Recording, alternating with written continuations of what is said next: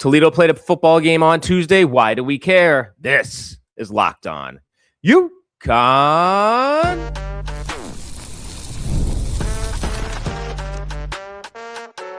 You are Locked On UConn, your daily podcast on the UConn Huskies, part of the Locked On Podcast Network, your team every day. Happy Wednesday on this Christmas Eve, and welcome back to another episode of Locked On UConn. I am Matt Schonvisky, a two-time graduate, 10-year credentialed media member, and host of the only daily UConn sports podcast, Locked On UConn, part of the Locked On Podcast Network, the #1 sports podcast network in the world. Please hit the like and subscribe button, and thank you for making this your first listen each and every single day. On today's show, Louisville and Toledo played in the Boca Raton Bowl on Tuesday. Why does it matter for UConn? Then, Jason Candle is slowly filling out his football staff here in stores. We'll summarize. And finally, we'll stay on the gridiron and turn attention to the recruiting trail as Candle looks to fill out his first class here in stores. But first, today's episode is brought to you by FanDuel. If you want to be right in the middle of the action this season, visit FanDuel.com and place your live NFL bets all season long. So on Tuesday, Toledo was back in action without head coach Jason Candle, taking on a very strong Louisville Cardinals team that, yes, they finished 8-4, but had a very strong offense and a quarterback in Miller Moss that can really chuck the ball downfield, was a very competent quarterback all season long, and brought in an offense that, hey, listen, I thought was going to roll on Tuesday. First half, stalemate. 7-3. Toledo played very tough. Their defense showed strong. Second-ranked defense in the nation. I saw why. Offensively, Toledo struggled. We'll get to that. Second half, the game kind of got out of hand for Toledo. 7-3 became 21-3. Then you saw some fight. And that's the first thing I want to talk about today. They didn't give up. Down 21-3 in the fourth, Toledo started to continue to fight. And they scored 19 points down the stretch. 27-22 final. They were an onside kick away from having the ball and marching down the field. So that never give up, never say die attitude, that's the culture that Jason Candle's bringing here to UConn. Yes, things could get tough. There will never be quit. And that's something that impressed me. That's number one. Second thing I want to talk about, penalties. Oh, my goodness. It got ugly. Toledo committed 14 penalties for 100 yards. 14. I don't care if your head coach is sitting on the sidelines or is on vacation or is at another school. 14 penalties means undisciplined. And I don't think that was a characteristic of Candle's teams. I'm hoping this was a one-time occurrence with Candle not being there. But completely inexcusable for a football program to have 14 penalties. Not something that UConn's had to face very much in the Moore era. They were a very disciplined team, very sound, did not commit a lot of penalties. So that was clearly a major concern. Some of it had to do with some opt-outs. There were 2 of those penalties where, hey, guys are wearing the same number on the same field on special teams. That's something very clear you should have been addressing during practice. So special teams-wise, yeah, not a good look. But the constant holds and false starts and just nonstop. Flag after flag after flag after flag. So that was concerning. That was the second thing. Third thing, Caleb Osborne. I do not know if he's entering the portal, but he's a very talented kid. You can go back and look at his high school stats in the state of Michigan. Very comparable to Underwood, who was the #1 recruit in the nation, and it was a starting quarterback at Michigan this season. Racked up touchdowns nonstop at the high school level. On Saturday, he's still learning. He's a redshirt freshman. Still learning. He finished 17 to 28, 167 yards, 1 touchdown. Didn't throw a pick. But the thing that impressed me the most was his ability on the ground. So he carried the rock 18 times for 77 yards. Didn't score a touchdown, but is absolutely dynamic with the ball in his hands. And something that, hey, if he becomes available, because we're not going to speculate if he's in the portal or not, but if he did, he'd be someone that I think could help solidify the quarterback room. You have Bo Polston coming in, the QB commit from Indiana, who had offers from Georgia, from Michigan, from Indiana, from West Virginia, etc. And if you add in Osborne to that group and add in anyone else that's going to be sticking around from the current version of the Huskies, you're starting to see a quarterback room develop and come together a bit. So we'll keep an eye on that. We'll see what that looks like as we move forward. But to me, those are the 3 things I wanted to touch on. They didn't quit without Candle.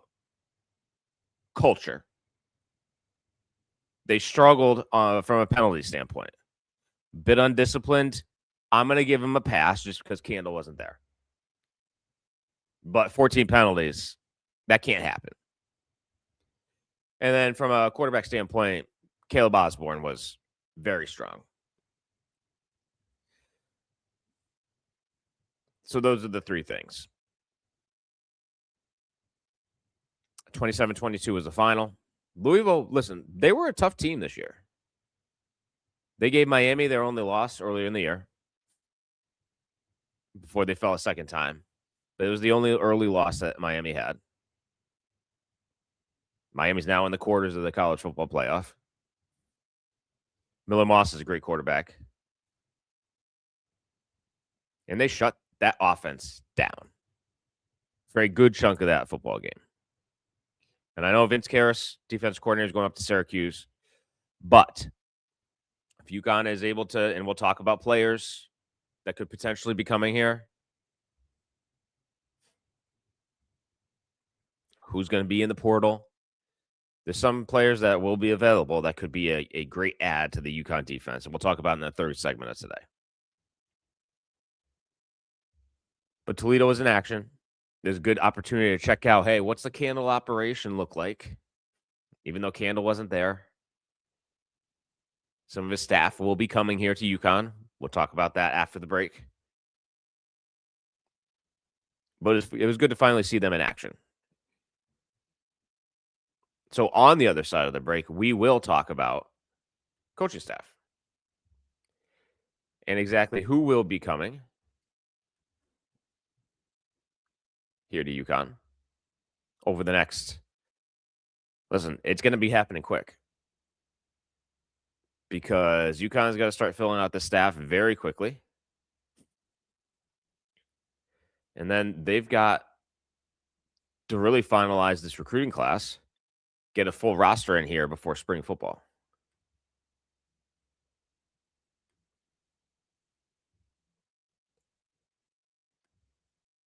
So we'll talk about staff on the other side of the break. And we'll be right back. NFL Sundays move fast. One big play, and suddenly everything feels different. That's what makes live betting with FanDuel so exciting. You're not just watching the game, you're reacting to it in real time. With FanDuel, you can place bets as the action unfolds. Every drive, every momentum swing, every highlight moment. And it's not just live betting. You can also check out game lines heading into, for example, Saturday's game between UConn and Army up at Fenway Bowl. Live betting is best when the game starts to shift, a receiver gets hot, a defense tightens up, or the momentum flips after a turnover. FanDuel lets you jump into the moment. Live spreads and money lines adjust instantly. Player props update as guys heat up, and you can bet next touchdown scorers, drive results, totals, and more. It keeps you locked into every snap, every drive, every possibility. So if you want to be right in the middle of the action this season, visit FanDuel.com and place your NFL live bets all season long. FanDuel, the game moves fast, and so can you. Back in on this Wednesday edition of Locked On UConn, and we're switching gears to how Candle is building out his coaching staff that's going to be here at UConn. So we're starting to get some names coming out. There's also some behind the scenes. I don't think it's any secret at this point that interim head coach at Toledo, Wiener, will be coming here to UConn as J.C. Candle's offensive coordinator. Now, if you think back to some of the interviews we did earlier this year, Coach Candle will be calling the plays. But it will be great to have Coach Wiener here, stability offensively, clear alignment with what this offense is going to be looking to do. And listen, he's got great experience, and we'll dive into it. But with Candle gone, he served as interim head coach at Toledo for the bowl game. And by all accounts, did a great job, kept everybody together. They barely had any opt-outs. And listen, they echoed the never say die attitude that was there with Coach Candle at the helm. So yes, he was interim head coach, but he's served as co-offensive coordinator, like I mentioned. He's got great ties to the state of Florida. And I think this is going to be huge to reopen that Florida pipeline that used to exist here at UConn. Still does. We do still have several players on the current version of the roster. But Wiener is a guy that was a longtime high school coach in Florida. Coached Aaron Murray, former Georgia quarterback. Robert Marv, another quarterback name that you've seen if you follow closely college football. And then Jordan McLeod, who began his career at South Florida. So he coached 15 years at Jesuit High School. He's an assistant coach there, and then took over the Plant High School program from 2004 to 2019. And it was from there in South Tampa. So the Tampa area is what we're talking about. From there, he went up to Toledo beginning in 2020 to serve as co-OC and coach the quarterbacks. But he has great ties to the state of Florida. And on the recruiting trail, that is so important. So when we were talking to, right after Coach Candle came on, we brought in two interviews to talk about their experience with Candle at Toledo. Behind the scenes, it was revealed that there's going to be some huge pipelines to the state of Florida, and Wiener is a big part of that. There's some others that we'll talk to that are going to open up doors to the state of Florida, but you're going to have Ohio, which is a major hotbed of recruiting, just given, hey, Candle's developed a relationship with high school coaches there. It's a great football state, clearly. It's a pipeline for Ohio State, who's a perennial national championship contender. And you can see what Candle's done in the state of Florida. I mean, the state of Ohio. Now, if you're introducing the state of Florida into this thing as well, you're starting to see why Candle was able to have such great recruiting classes at Toledo. It's because you brought in, it's a strategy, brought in key guys that are very tied into the recruiting trail in key states that are high school football hotbeds. And Coach Wiener will be something that is able to bring that out. And he's also familiar with the Northeast. Listen, he graduated from Boston College in 87. So he knows the Northeast. He knows the area. So he will be coming in. It was recently announced last week that also on the offensive side of the ball, wide receiver coach will be Kerry Dixon, who's coming in from Kent State. Looked into him. He was coaching with the Ravens for several years under Harbaugh in Baltimore. But he has a vast amount of college experience. including at stops like Georgia Tech, Florida, and several others. So SEC experience, coaching wide receivers. And during his time with the Gators, key thing, he was named a top 25 recruiter by Rivals.com when he was coaching wide receivers at UF in Gainesville. So you are bringing in guys that are able to connect in key areas at the high school level. So you got Wiener, co-OC, probably quarterbacks coach too. You got Kerry Dixon coaching wide receivers. To help bolster the recruiting trail, we know Chris Glasser was supposed to be coming here. He has now since announced that he's going to be going to Michigan State. But A.J. Harrison's another name to keep an eye on. And who is A.J. Harrison? He served as the director of recruiting for Toledo in the last 2 years.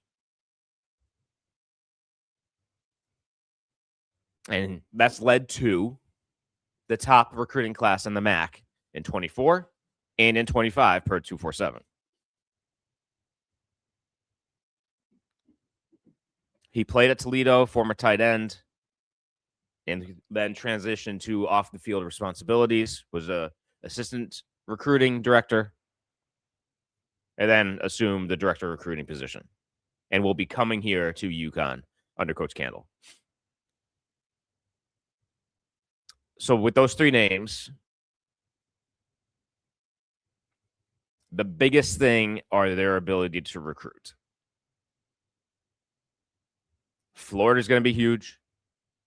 A.J. Harrison, I'm sure will. Hey, listen, as the director of recruiting, you're building up those ties to your high school feeder system in the state of Ohio. So you got Ohio covered with Harrison and Candle. You got the state of Florida covered with Wiener, and also what Kerry Dixon's been able to do over his career. So we're starting to fill out this coaching staff. That's offensively. Defensively, more TBD. With Vince Karras going up to Syracuse, I think we're going to see a lot more movement, a lot more announcements, a lot more rumors coming out over the next couple of days here. But listen, UConn plays a bowl game on Saturday. You're likely going to see the Huskies wrap up the season and then see this version of the Huskies move on from a coaching staff standpoint, from a player standpoint that do want to explore their options before we start looking and announcing things for the future here at UConn. Kendall's clearly stepped away, let this thing play out before start making major announcements. But you'll start seeing that after Saturday's bowl game. Hopefully, what will be the 10th win, first time in program history that would ever happen at the FBS level. So that's a little bit on the coaching side. On the other side of the break, we will be talking about recruiting and players and who will be putting on the uniform. And we'll do that after the break.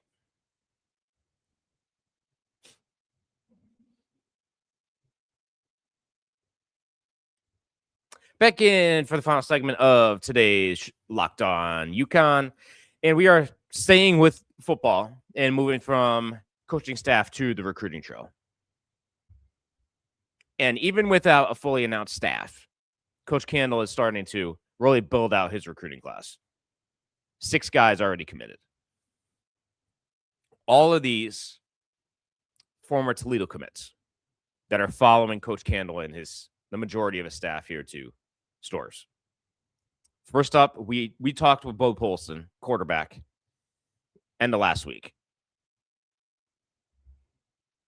Very reputable. Coming out of Indiana. Offers from Michigan, Georgia, Indiana, Minnesota. And after our interview, I was talking to Polston. He said he did get a full offer from Kirby Smart. immediately called Coach Candle. Said, hey, got an offer from Georgia. Got an offer from Kirby Smart. Coach Candle said, good luck. We wish you well. Thank you for considering us throughout the entire process. But we understand. And Polston said, no. I'm committed to you. We're aligned. The culture and the relationship we've built over this process means I'm sticking with you no matter who calls. So that's the type of player the Huskies are getting in quarterback Bo Polston. Loyalty, but also you could see who else is after him. He's staying true to his word, and has signed with the Huskies. So that's one Indiana player. On the defensive side of the ball, the second player to commit was linebacker Tyreek Harris, Florida native, off from Iowa State. He seems to be the main anchor of what this defense on the recruiting side will look like. We'll get to another player who just committed earlier this week as well. And his offer lists are stand out big time. But Harris seemed to be that first guy that Candle wanted to make a splash with at the linebacker position. Third player, wide receiver Logan Barnes, also an Indiana native. Seems like Bo Polston and Barnes have a relationship there. Bigger kid, mid 6 feet at the wide receiver position. So one of the tools that Polston could use should he assume the starting role at some point in his career at UConn. Also on the offensive side of the ball, tight end Jackson Mangum, Ohio native, had several other MAC offers. And then two more players on the defensive side. Defensive lineman Micaiah Latiker from North Carolina also had MAC offers. And then the big one from a offer list standpoint, which just happened earlier today, defensive back Shamar Akande from Florida, Broward County. Who didn't he have offers from? Listen, UCF, Auburn, Florida, Kentucky, Indiana, LSU, Maryland, Miami, Missouri, NC State. I could go on and on and on. So at a critical position on the back end of this defense at corner, you're bringing in a guy that has offers from the SEC, from the Big 12, from the Big 10. And not just any schools within the SEC. You're talking about Auburn, Florida, LSU.